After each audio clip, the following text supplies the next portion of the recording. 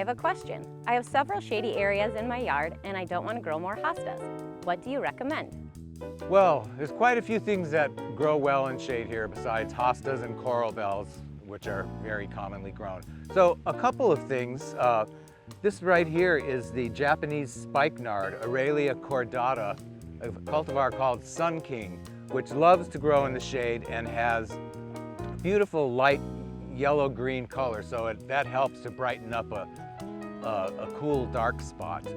Also, astilbes, which come in a variety of sizes from quite short to a few feet tall, and they have these feathery plumes in shades of pink and white and red, so that'll also help brighten up a shady spot with some very nice flowers. These are past peak, but even the old flower heads look pretty cool.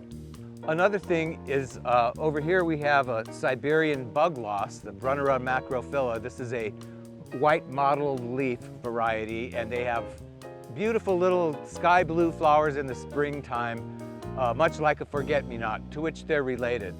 And they'll reseed a little bit in the garden, but they make a nice a little bright spot in a shady garden.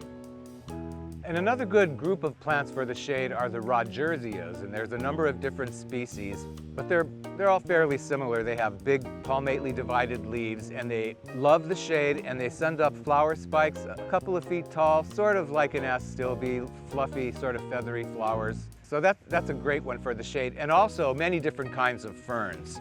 So remember the ferns, they're great in shady gardens.